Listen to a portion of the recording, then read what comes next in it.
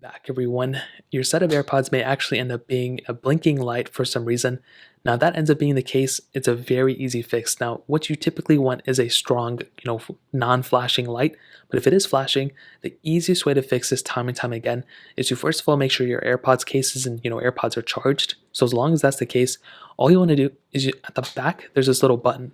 So what you want to do is you want to go ahead and leave your case open like this, and you want to hold that button down.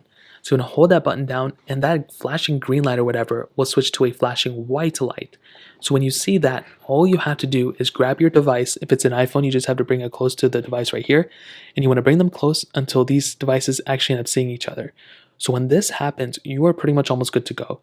You just want to go and click that connect button right there, and you just want to set up your AirPods however you want to. So in this case, I'm just going to set it up, just click whatever. I don't even want to set this up right now. I'm going to click customize, not now, done. And these AirPods are now connected. Now, you will see that that white light is pretty much gone and that green light is gone. So now, if you go ahead and open up your case, you'll see it's a green light again.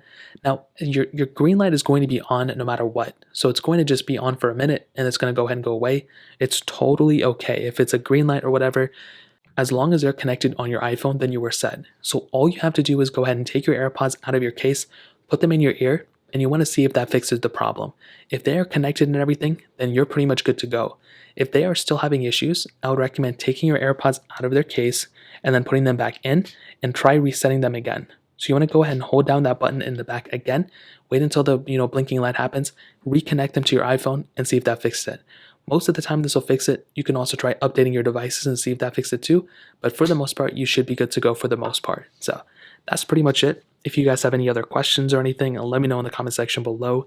Hit the like button, that would mean so much, but definitely hit that subscribe button. More importantly than everything else, I love every single one of you guys. Hopefully I'll catch you guys in the next video. Peace out till then.